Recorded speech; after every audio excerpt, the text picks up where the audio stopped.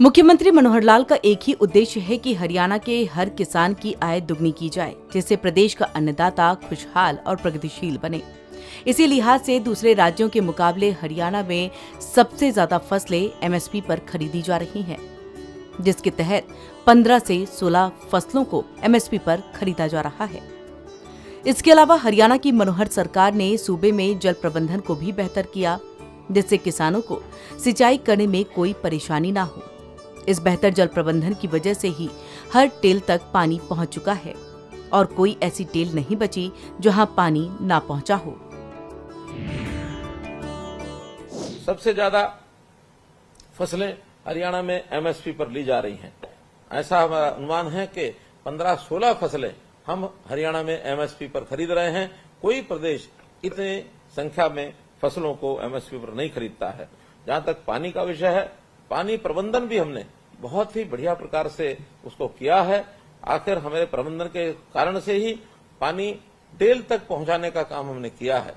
पिछले वर्षों में कोई ऐसी टेल नहीं है जहां पानी नहीं पहुंचा है।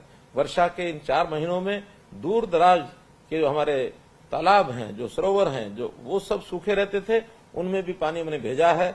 बहुत लेवल यानी बहुत जगह पर पानी का लेवल जो डार्क जोन एरिया घोषित हो गया था, उसमें पानी ऊपर आया है और किसानों को सिंचाई के लिए वहां से पानी लेने में अब कोई कठिनाई नहीं है। हरियाणा में प्राकृतिक खेती को भी बढ़ावा दिया जा रहा है और प्राकृतिक खेती में गाय के गोबर और गौमूत्र का इस्तेमाल किया जाता है और इसलिए प्रदेश के किसानों को गाय देने का भी प्रावधान किया है। हरियाणा सरकार का उद्देश्य है कि सूबे का किसान मजदूर ही नहीं बल्कि अपनी खेती का मालिक बने, ताकि स्वाभिमान से सिर उठा करके सीना चौड़ा करके अपनी खेती कर सके।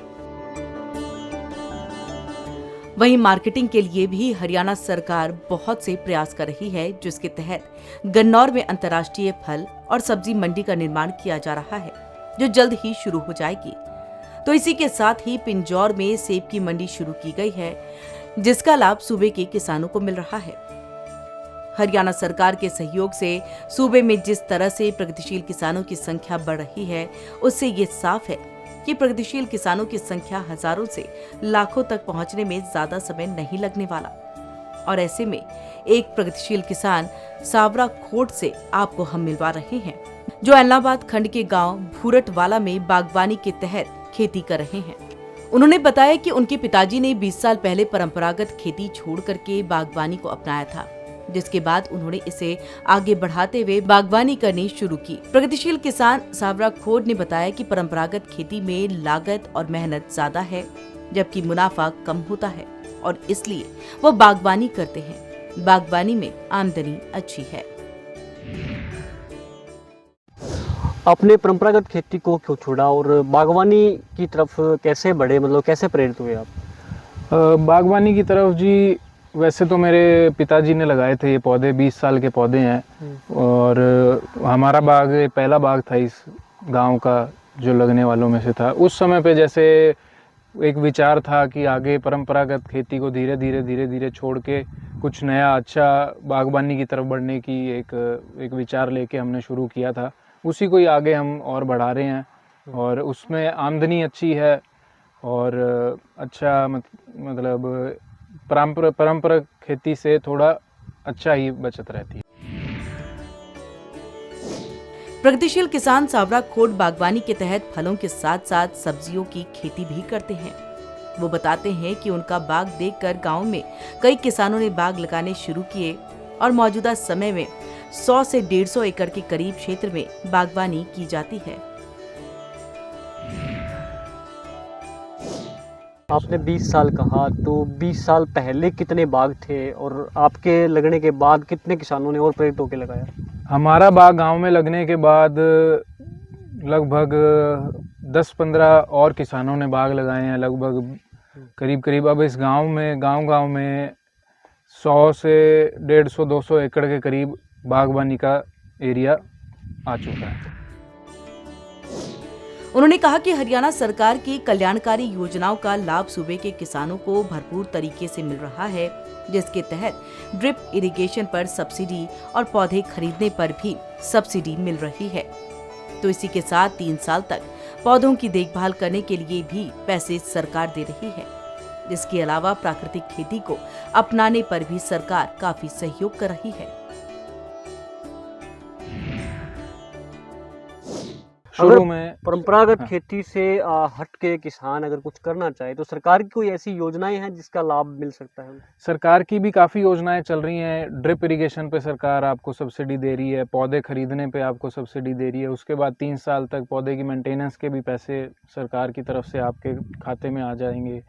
और भी बाकी काफ़ी सारी चीज़ों पे, कोई ट्रैप है, सोलर ट्रैप लेना है आपको, कीटनाशक को छोड़ के ऑर्गेनिक की तरफ जाओगे तो भी बहुत सारी सुविधा है सरकार की जिसको आप अवेल कर सकते हैं। वहीं प्रगतिशील किसान सावरा खोड ने बताया कि ड्रिप इरिगेशन से सिंचाई करना किसानों के लिए बहुत ही लाभदायक है, क्योंकि ड्रिप इरिगेशन से 30% तक पानी की बचत होती है। और इसके अलावा उन्होंने ये भी कहा कि वो अपने खेत में बाड़ लगाकर बेल वाली सब्जियों की खेती कर रहे हैं, जिसका अलग से फायदा मिल रहा है और 1 से 2 साल में ही खेती में लगाई गई बाड़ का खर्चा पूरा हो जाता है।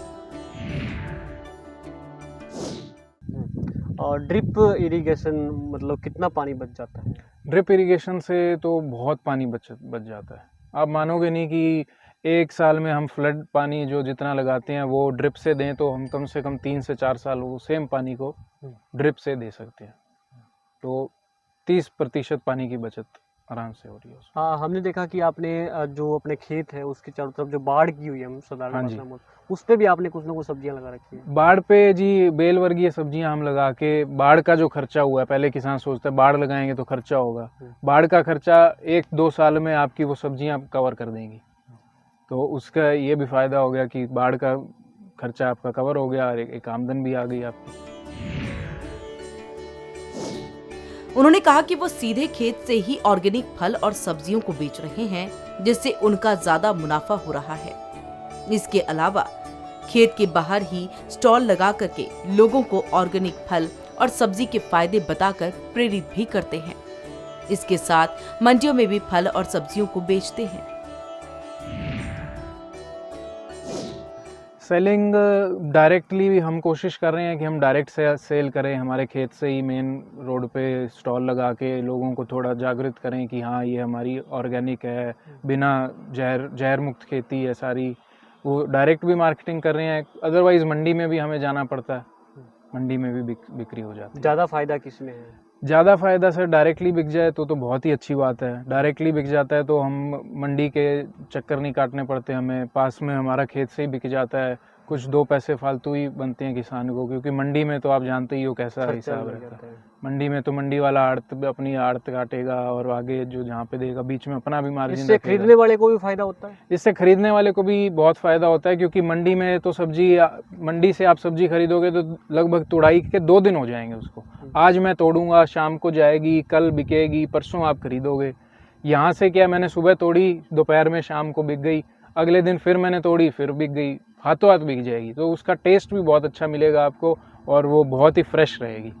रेट भी कम मिलेंगे क्योंकि वहाँ कमीशन बहुत ज़्यादा होगा। डायरेक्ट आप खरीद रहे हो, रेट भी और ताज़ा भी आपको मिल जाएगी। डबल फायदा है सर, पैसे भी कम लगेंगे, चीज़ भी बढ़िया मिल रही है। डायरेक्ट सेलिंग में आप कितना % कामयाब हुए हैं?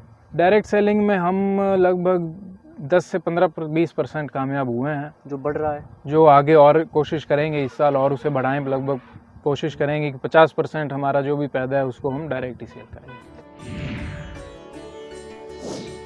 वहीं प्रगतिशील किसान सावरा खोड ने किसानों को संदेश देते हुए कहा कि लोगों को परंपरागत खेती छोड़ने में डर तो रहता है, क्योंकि बाग लगाने के बाद 4 से 5 साल तक में फल का उत्पादन होता है और इसलिए बाग के साथ साथ मल्टी क्रॉप के तहत कई फसलों को लगाकर ज्यादा मुनाफा लिया जा सकता है।